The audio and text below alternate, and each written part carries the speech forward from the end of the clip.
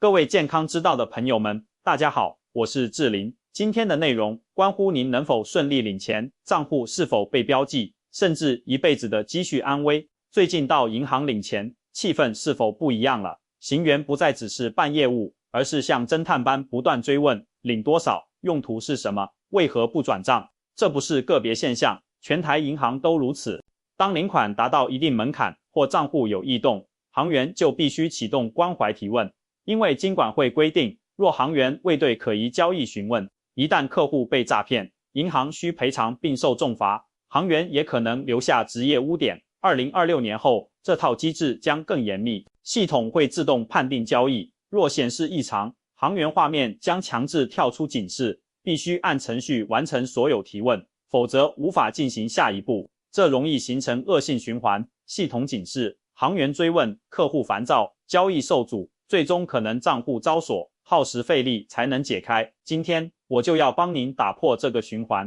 我将教您从根本上理解银行逻辑，用他们听得懂、系统能接受的方式顺利领钱。您将学会3个绝对不能踩的答题地雷，以及2招更高明的做法，让行员对您客气，流程顺利。请您帮我点个订阅，打开小铃铛，健康之道频道每天分享影响生活安全与财务健康的实用知识。许多朋友看了才明白，原来去银行不顺利，是因为无意中说了触动警报的关键字。花10分钟看完这集，未来可能省下好几天解锁账户的时间，也能教会长辈如何正确应对。我们讲述存款保障、理财陷阱、政策新规与生活防诈，每集都是实用真功夫。记得订阅志霖，天天为您的健康生活加油。好，我们回到正题。最近我收到好多观众留言，大家都在抱怨，现在的银行怎么一点人情味都没有了，领个钱像再过5关斩6将。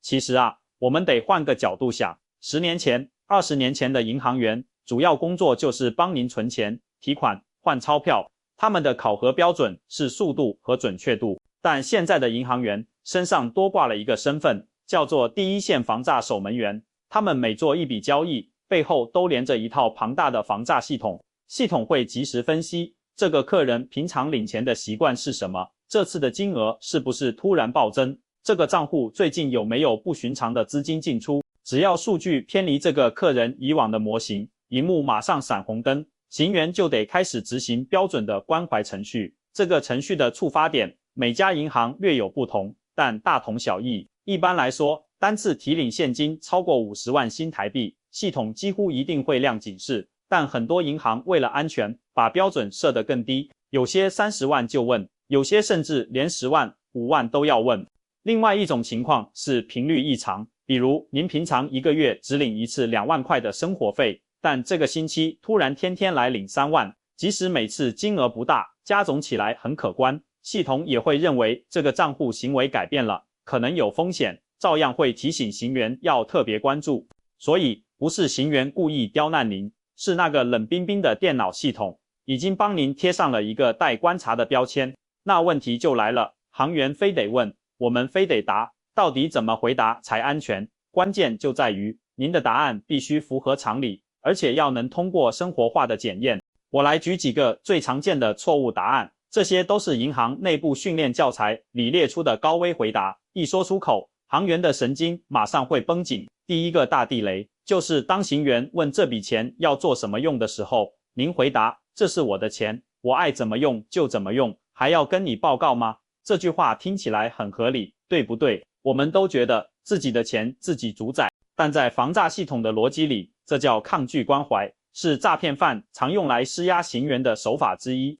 行员一听到这种回应，心里的警报会响得更大声，因为很多诈骗车手被问的时候就是这样凶巴巴的想赶快拿钱走人。所以就算您心里再不高兴，也请千万忍住，不要说出这种情绪性的话。第二个危险答案是说我要领回家放着，这句话听起来很无害吧？家里总要放点现金以备不时之需，但坏就坏在，这也是诈骗集团最常教被害人的说辞。诈骗集团会告诉被害人，你去银行把钱全部领出来，拿回家等，我们会派人去跟你收，这样可以避免在银行当场转账留下记录。所以领回家放这4个字，在银行的关键字资料库里是挂了号的高风险词汇。您一说出口，行员可能表面上不动声色，但手指已经悄悄移到通报主管的按钮上了。第三个常见但糟糕的回答是说，我要投资或朋友有个很好的赚钱机会。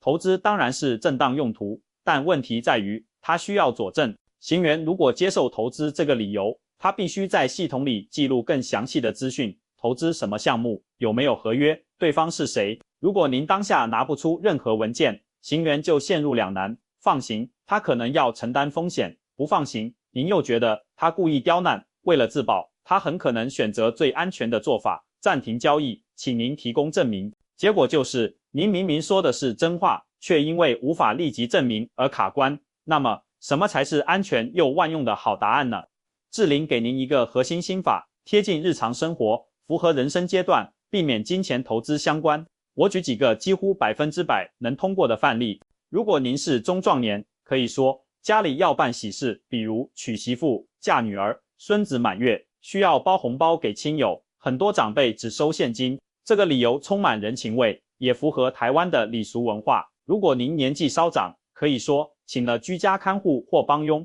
每个月要付现金薪水给人家，这是我们讲好的。或者最近身体有点状况，常去看中医或自费诊所，有些医生只收现金，这类理由关乎基本生活与健康，行员一听就能理解。如果您是帮家人领钱，可以说我儿子女儿要付房子的头期款或装潢尾款，对方要求一部分用现金，我来帮他领，把用途连结到家庭互助、购屋安家这种人生重大事件，合理性就非常高。重点是您的理由要具体，要频繁，要是生活中每天都在发生的事情，越普通的理由越不会触动系统那条敏感的神经。反过来说，越涉及快速获利、神秘机会、老师带单这类词汇，就算您说的是真话，也请您换个方式表达。比如您真的要去听投资说明会，您可以说要去参加一个财经讲座，现场需要缴交教材费用，这就比直接说我要投资安全得多。志玲之前看过一个真实案例，一位70岁的阿姨去银行要领30万，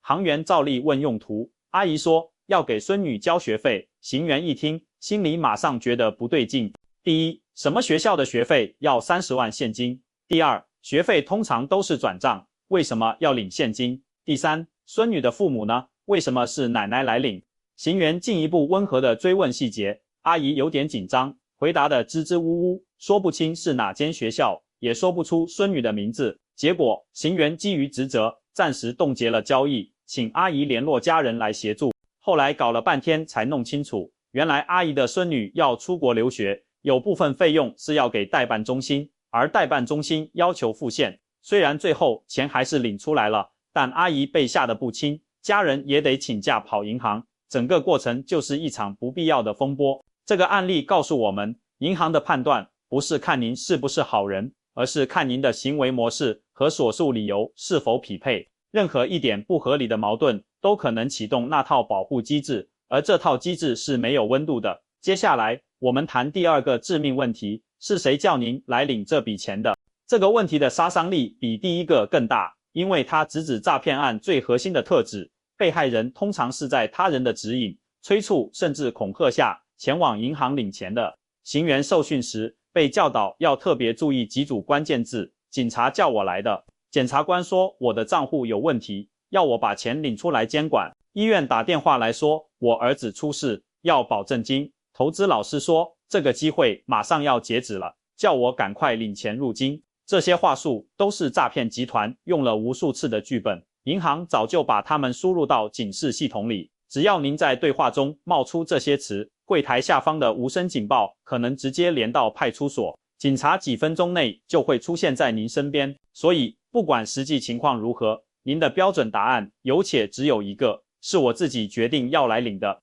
就算这笔钱真的是儿子打电话请您帮忙领，您也要把它转化成家庭内部的决定。比如您可以这样说，我儿子最近要买车，差一点尾款，我们家自己讨论好，我来帮他领出来给他，这样就把外部指令转化为家庭内务，听起来就合理多了。切记，永远不要提到任何官方单位、警察、法院、税务局或专家人士、老师、分析师、顾问，只是您领钱，这是铁律。第三个 B 问题，为什么不直接用转账的？这样不是比较安全方便吗？这个问题的背后是银行想确认您对资金的掌控程度，以及您是否受到某种限制，比如诈骗集团叫您不准转账，因为会留下记录。这时候最差的回答就是我不会用手机转账啦，或者我搞不懂那些 APP， 这等于告诉行员我是数位弱势族群，很容易被骗。行员一听，保护机制会升到最高级，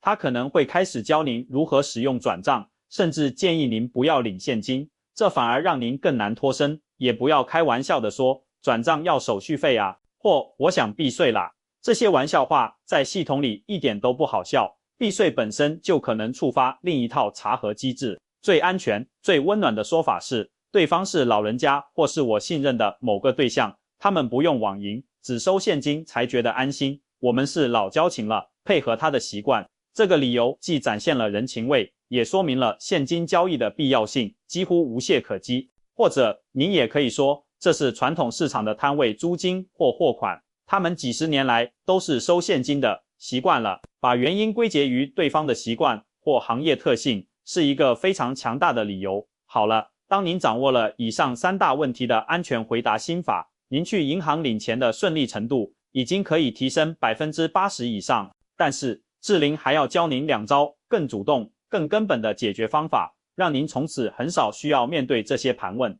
第一招，我称它为蚂蚁搬家法，简单说就是化整为零。如果您需要一笔比较大的资金，比如50万，不要一次在柜台领，您可以利用 ATM 分几天、分几次领出来。现在一般的金融卡每日 ATM 提款上限在10万到15万之间，您分5天领，每天领10万，机器不会问您任何问题，也不会通知行员。就算您5天内在同一台 ATM 领了50万，系统也很少会将这种小额多次的交易视为高风险，因为 ATM 的资料和柜台的风险判定系统某种程度上是分开管理的。当然，我不是叫您天天去领钱，而是当您有较大的现金需求时，这是一个平稳、低调的选项。它背后的逻辑是，系统更害怕一次性的大额异常，而不是可解释的小额频繁。第二招更是一劳永逸，叫做设定约定转账账户。如果您经常需要转大笔钱给固定的对象，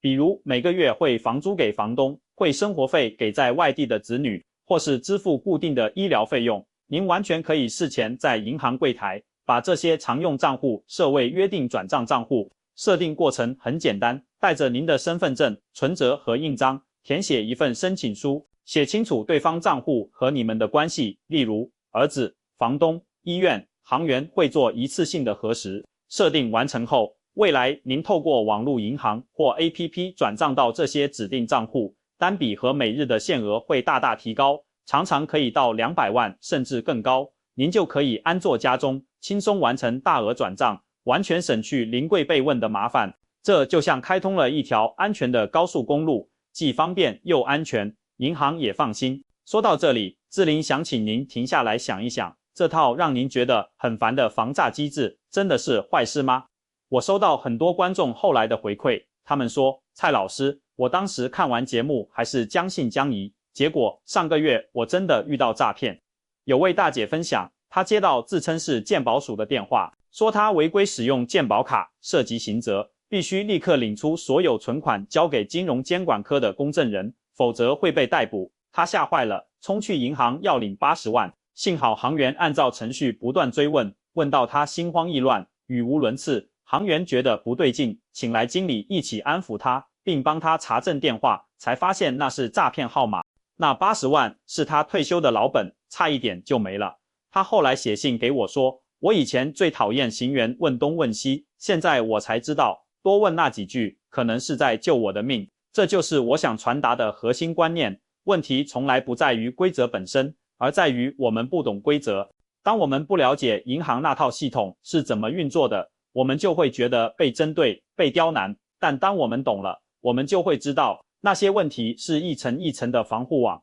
而我们可以学会如何优雅的、安全的穿过这些网子，拿到我们要的东西，同时也让行员能安心的完成他的工作。除了应对技巧，我们能不能提前做一些准备，让我们根本不容易触发那些警报呢？当然可以，而且这些准备功夫是真正的财务健康好习惯。第一，定期检视并分散您的存款，不要把所有鸡蛋放在同一个篮子里，这是古老的智慧。如果您有300万存款，可以分存在2到3家不同的银行，或者在同一家银行开立不同性质的账户，比如一个储蓄账户、一个定存账户、一个日常支出账户，每个账户都保持活跃，有小额的进出记录。一个长期没有交易，突然要领一大笔钱的沉睡账户，是银行系统里风险等级最高的目标之一。第二，建立家庭金融共识，尤其是家里有长辈的朋友，请务必找时间坐下来，温和地跟父母沟通现在的金融环境，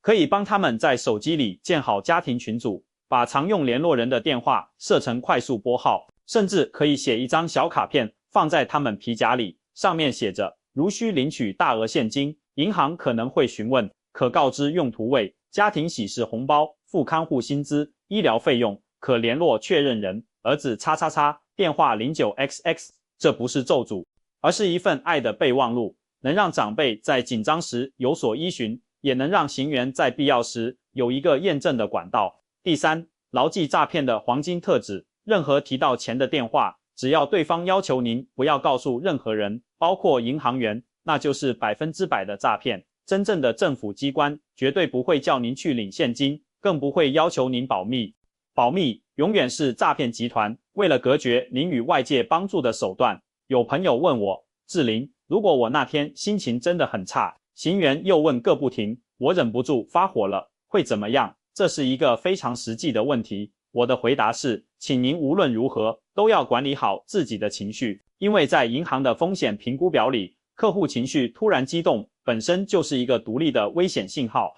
行员手册上写着，如果客户在询问过程中表现出异常的愤怒、焦躁或不耐烦，应视为潜在风险，可考虑暂停交易，寻求保安或主管协助。您生气，在您看来是合情合理的反应，但在系统眼里，那可能解读为车手被识破时的典型反应。结果就是您钱没领到，还可能被请到小房间喝茶解释，白白浪费好几个小时。冷静永远是最强大的武器。去银行前，心里默念2遍，他是来帮我的，他是来帮我的，心情就会平复很多。最后，志霖再提醒几个小细节，能让您的金融生活更顺畅。定期刷一下存折，保持账户资讯更新，检查存折上的名字和身份证是否完全一致。特别是老一辈，可能有用就是户名或合作社户名，和您常往来的分行行员保持友善的关系，打个招呼，微笑一下，让他们对您有印象，知道您是正常的客户。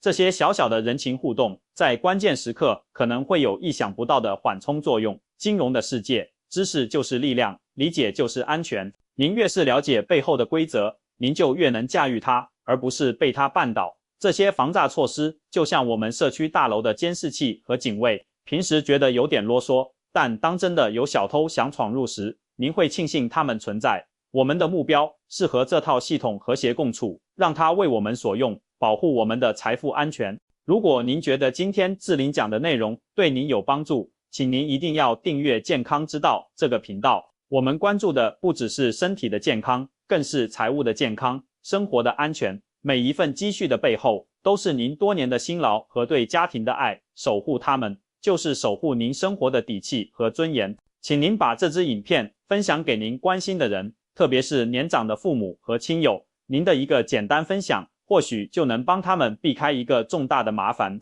我最后想请问大家，您最近一次去银行领钱顺利吗？有没有遇到什么哭笑不得的询问？或者您有没有自己发明出更巧妙的通关密语？非常欢迎您在下面留言分享，您的经验可能会帮助到另一位正在苦恼的朋友。也请记得，守住财富就是为自己和家人守住一片安稳的天地。我是志霖，我们健康之道，下次见。祝您每一次的金融往来都平安顺利，有尊严。